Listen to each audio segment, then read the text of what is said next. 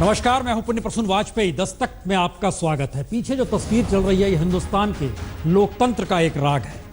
रात में पहुंचे हैं यूपी के सीएम अखिलेश यादव मुलायम सिंह यादव से मिलने के लिए और माना जा रहा है कि यूपी के भीतर जो सियासी झगड़ा है कल तक सुलझ जाएगा। तो रात के अंधेरे में मुलाकात और इन सब के बीच बातचीत, देखें क्या सुलझता है। लेकिन दस्तक में आज बात लोकतंत्र की होगी। लेकिन पहले तस्वीर देख लीजिए। ये दो तस्वीरें, एक ही जगह की दो तस्वीरें हैं। ये दरअसल शिवपुरी इलाका है मध्य प्रदेश का और यहाँ पे जिस अस्पताल में एक तरफ मंत्री के लिए पूरा का पूरा अस्पताल का अमला जुट गया क्योंकि मंत्री महोदया यशोधा राजे जो है उन्हें अचानक चक्कर आ गया था। मानस भवन में वो गई थी और वहाँ पर उसके बाद जो भी वहाँ पर एसएचओ था वो उसकी मौजूदगी में, उसके बाद अस्पताल का पूरा स्टाफ आ गया। लेकिन दूसरी तरफ की जो तस्वीर है वह भी इस अस्पताल के दायरे में आती है। लेकिन यह अस्पताल प्रशासन विजयपुर गाँव के निवासी रामलाल के लाश को घर पहुंचाने की स्थिति में नहीं था क्योंकि एम्बुलेंस नहीं थी और दूसरी तरफ तीन एम्बुलेंस आकर खड़ी हो गई। ये हिंदुस्तान की एक हकीकत है जो बताती है कि किस रूप में इस देश के भीतर लोकतंत्र वीआईपी और आम लोगों के बीच में एक लकीर खींचता है। और शायद यही स्थिति है कि दिल्ली में, जो कि भारत की राजधानी है, 13 लोग चिकनगुनिया से मर चुके हैं, डेंगू से 14 लोग मर चुके हैं और इन सब के बीच WHO भी भारत को कह रहा है ये क्या हो रहा है। जबकि श्रीलंका ने भी मलेरिया से निजात पा ली है, मालदीव पहले ही निजात पा चुका है, लेकिन भारत अब भी जूझ रहा है। तो आज लोकतंत्र का जिक्र होगा और इसलिए होगा क्योंकि आज 15 सितंबर है और यूनाइटेड नेशन ने तय किया कि 15 सितंबर ही अंतर्राष्ट्रीय लोकतंत्र दिवस मनाया जाए। तो आइए, डेमोक्रेसी की जय हो, जय हो डेमोक्रेसी के जरिए जरा टटोलने और कोशिश करते हैं इस देश की असल लोकतंत्र को समझने की कि लोकतंत्र का मतलब होता क्या है, या लोकतंत्र का मतलब राजनीतिक सत्ता है जिसने सब कुछ इस दौर में हड़प लिया है। पहली रिपोर्ट देखिए। राजनीतिक सत्ता में देश की जान है तो यह देश के लोकतंत्र का राजनीतिक सच है। जहां संसद में लोकसभा और राज्यसभा के सदस्य 786 हैं तो देश में विधायकों की तादाद 4120 है। देश में 633 जिला पंचायतों के कुल 15,581 सदस्य हैं तो 2.5 लाख ग्राम सभा में तकरीबन 26 लाख सदस्य हैं। यानी 125 करोड़ के देश को चलाने वाले यही लोग हैं, जिनकी तादाद मिला दी जाए तो ये 26,20,487 बैठते हैं और इससे 100 गुने से भी ज्यादा यानी 36 करोड़ 22,96,000 लोग गरीबी की रेखा से इस देश में नीचे हैं, जो उन्हीं गांव उन्हीं शहरों में रहते हैं जिन गांवों से जिला और शहर दर शहर से लेकर दिल्ली की संसद में बैठने के लिए हर सीट पर औसतन 10 से 12 लोग चुनाव लड़ने के लिए मैदान में उतरते ही हैं। यानी जितने लोग राजनीतिक तौर पर भारत में सक्रिय होते हैं उनकी तादाद तकरीबन 3 करोड़ 20 लाख तक होती है और हर चुनाव लड़ने वाले के पीछे अगर 2 लोग भी मान लिए जाएं तो 6.5 करोड़ लोग ये अलग से हैं जिनकी रुचि राजनीतिक सत्ता पाने की होड़ में जुटने की होती ही है।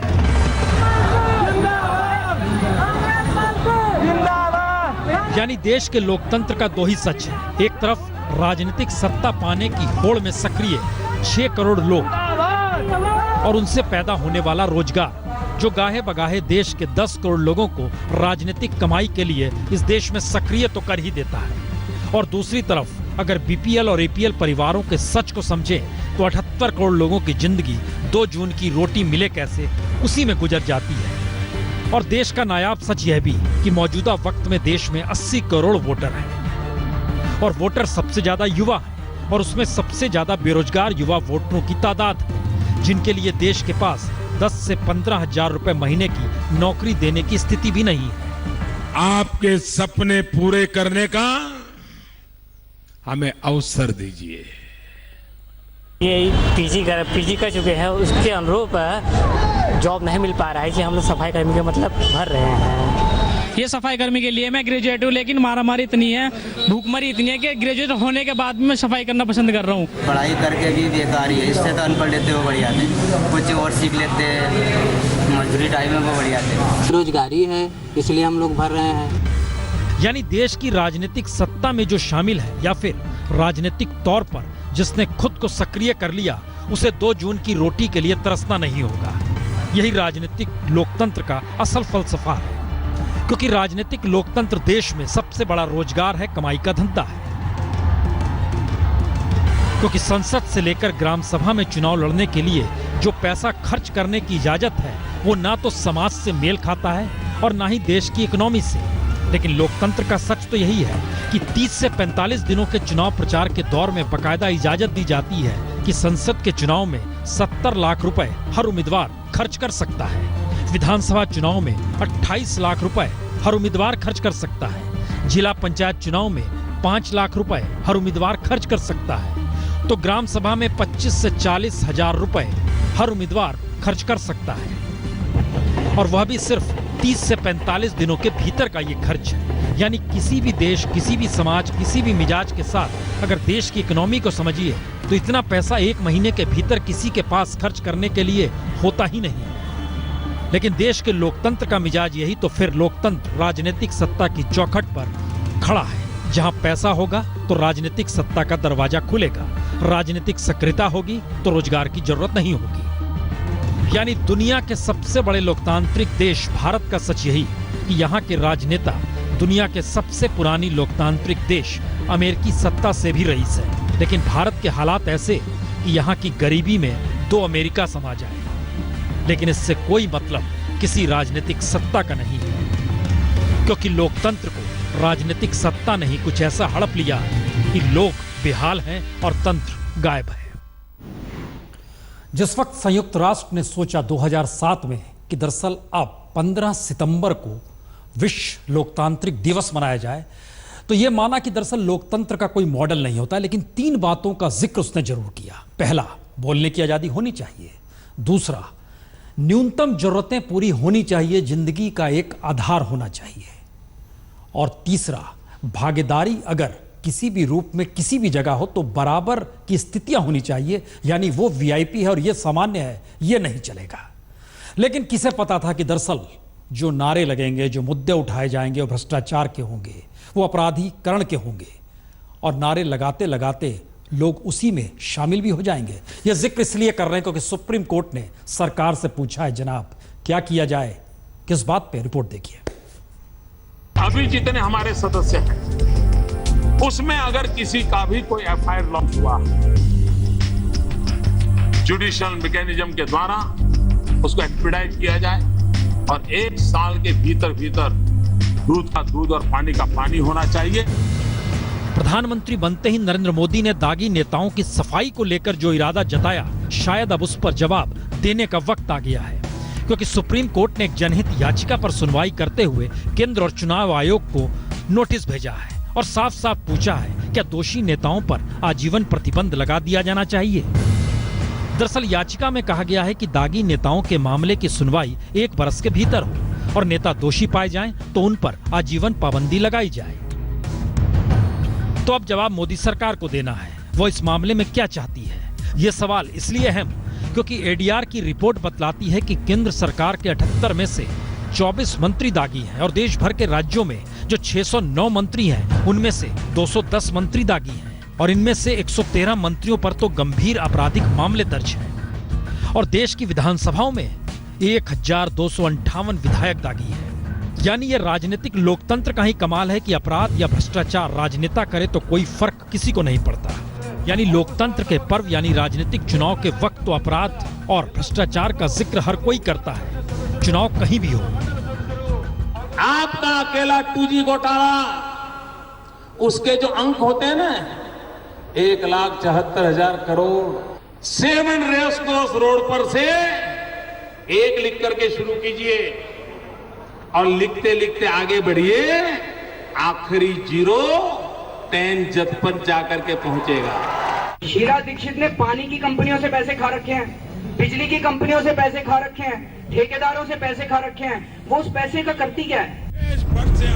लेकिन इन कहने वालों को सत्ता तो मिल गई, लेकिन क्या जिन पर आरोप लगाए जा रहे थे वो दोषी साबित हुए?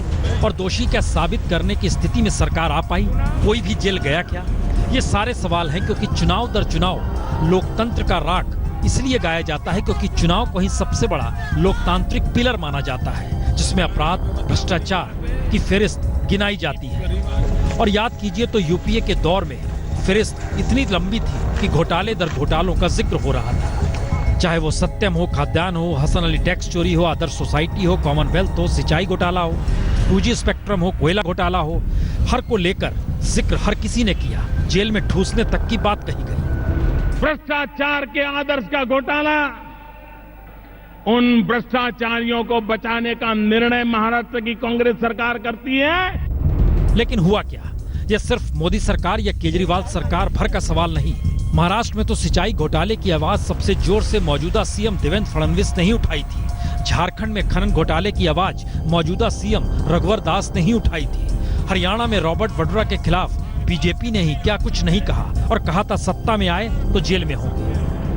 कौन सी नीतियां हैं हरियाणा सरकार की जिसने आपके जीजाजी को, जिसके जेब में 1 रुपया नहीं था, 3 महीने में 50 करोड़ रुपया कमा के दे दिए। लेकिन हुआ क्या? कोई जेल नहीं गया। आरोप प्रत्यारोप ही राजनीतिक सत्ता पाने के तरीके बन गए और इसे लोकतंत्र का राग मान लिया गया। तो अब सवाल सीधा, जब सुप्रीम कोर्ट ने सरकार से पूछा है दागी राजनेताओं पर क्या आजीवन प्रतिबंध लगा दिया जाए, तो क्या मोदी सरकार वाकई सख्त सिफारिश कर पाएगी? यानी घोटाले और दाग एक वक्त एक पार्टी के लिए सत्ता हासिल करने का जरिया बन सकते हैं। और बड़ा महत्वपूर्ण है, जो PIL दाखिल हुई है उसे भी दाखिल करने वाले बीजेपी के ही सदस्य हैं। अश्वनी, सवाल यही है कि क्या कोई निर्णय कोई ले पाएगा? पार्लियामेंट के भीतर एक सहमति बन पाएगी? चलिए, देश के भीतर चर्चा 2 मुद्दों को लेकर बड़ी जबरदस्त हो रही है। एक बिहार का मसला, अपराधी बाहर कैसे। दूसरा यूपी का मसला, परिवार के भीतर घमासान मचा है। रिपोर्ट हमने सोचा क्या दिखाए, जनता से पूछा जाए। जो चल रही है स्थिति समाजवादी परिवार के भीतर, उसके कोई सरोकार लोगों से हैं? जनता क्या सोचती है, जरा देखिए। अब उन गलतियों पर पर्दा डालने के लिए आपसी उठापटक को सामने करना जरूरी है, ताकि जनता में ये संदेश जाए कि हम कुछ अच्छा करने वाले हैं। इस समय चुनाव के समय जो घमासान हो रहा है, ये हम वोटर्स को, कार्यकर्ताओं को बहुत कंफ्यूज कर रहा है। उवापोह की स्थिति है, इससे पार्टी को टोटली नुकसान हो रहा है। और इस तरीके की छोटी छोटी बातों के, कोई अध्यक्ष पद को लेके, कोई मंत्रिमंडल में हमें बड़ी जगह चाहिए उसको लेके, तो ये सब अच्छा नहीं है समाजवादी पार्टी के लिए। सपा सरकार में परिवारवाद ज़्यादा हो चुका है, भ्रष्ट हो चुके हैं सब, कोई विकास नहीं हो रहा है। विकास चाहिए जनता को। आम जनता में यही प्रतिक्रिया है कि इनको आपस में ये झगड़े छोड़ने चाहिए, इनको विकास में देखना चाहिए, ताकि संदेश जो पार्टी के जा रहे हैं वो गलत जा रहे हैं। किसी का अंत होना होता है, किसी भी राजनीतिक दल का या किसी भी व्यवस्था का, यही स्थितियां पैदा होती हैं, घर से ही अलगाववाद चालू होता है। और दूसरा सवाल बिहार का, और बिहार का सवाल ये कि शहाबुद्दीन को लेकर नीतीश कुमार क्या करे, जनता क्या सोचती है? नीतीश कुमार को अब चाहिए कि वो कानूनी कार्रवाई जो है उन पर करे और वो अलग हो जाए लालू यादव से। विधि व्यवस्था को बनाए रखने के लिए शहाबुद्दीन पर कार्रवाई करना जरूरी है। दोबारा से एक एक्शन लेना चाहिए और देखना चाहिए कि अगर इसमें कहीं भी कुछ भी गलत है तो उसको रोक लगानी चाहिए। अपना लाइन ऑर्डर नीतीश कुमार जी कायम करें और ऐसा जो है सो मतलब फिर घटना नहीं हो कि किसी को राह चलते गोलियों से भून दिया जाए और किसी को जो है सो किडनैप कर लिया जाए। नीतीश कुमार को बस यही चिंता है कि नीतीश कुमार को शहाबुद्दीन नेता क्यों नहीं माना। करना क्या चाहिए नीतीश कुमार को अविलंब उसको जो है CCI लगाना चाहिए, अविलंब उनको गिरफ्तार करना चाहिए और जेल में ही भेजना चाहिए। इन दोनों राज्यों की स्थिति क्या है ये दिखाएं, उससे पहले 2 सवाल और पूछे गए थे जनता से। हमने पूछा दरअसल ये यादव परिवार जो झगड़ा कर रहा है इसमें बेहतर है कौन, जरा सुनिए। नेता के तौर पे भी अगर देखा जाए तो अखिलेश को भी इस बारे में कहा जाए तो कोई बुराई नहीं है, क्योंकि उनकी भी सूझबूझ बहुत अच्छी है। 3-4 साल से जो कार्य कर रहे हैं वो सराहनीय है और हमें उनका कार्य अच्छा भी लगता है और बहुत अच्छा भी लगा। इसमें जो भी है ये सब अखिलेश जी के लिए किया जा रहा है कि अखिलेश जी को समाजवादी पार्टी में मुलायम सिंह जी के बाद कैसे नंबर 2 पे लाया जाए। कांग्रेस मेंबर है मुलायम सिंह, शिवपाल राम गोपाल यादव, अगर उनको हटा दिया जाए तो सापा मतलब खत्म। मुझे नहीं लगता है कि अखिलेश यादव अकेले सापा को निकाल सकते हैं। स्पष्ट बात करते हैं। क्यों? इसलिए स्पष्ट बात करते हैं। हमारे हिसाब से तो 5 साल बढ़िया राज किया और बढ़िया किसानों के लिए, सबके लिए हमारे हिसाब से तो उन्होंने बहुत कुछ किया जो है, जो करना चाहिए। तो लोकतंत्र का मतलब तो जनतंत्र ही होता है और जनता जो सोच रही है वो सामने है। बावजूद इसके यूपी के सीएम पहुंचे हैं समाजवादी पार्टी के अध्यक्ष मुलायम सिंह के घर पर। पिता भी हैं और चचा से लड़ाई चल रही है। लेकिन आइए जरा समझने की कोशिश करें, जिस दिन लोकतंत्र दिवस है उस दिन यूपी और बिहार का मतलब 30 करोड़ लोग भी होते हैं। जरा उनकी स्थिति भी देख लें नेताओं की छांव में। यूपी के सीएम अखिलेश परेशान है चचा शिवपाल से। बिहार के सीएम नीतीश कुमार परेशान है सहयोगी आरजेडी के सर्वोसर्वा लालू के राजनीतिक मिजाज से। शिवपाल खड़े हैं अमर सिंह के साथ, जिसे अखिलेश पचा नहीं पा रहे, तो लालू खड़े हैं शहाबुद्दीन के साथ, जिसे नीतीश कुमार पचा नहीं पा रहे। और दोनों का दर्द अपने अपने तरीके से छलक रहा है।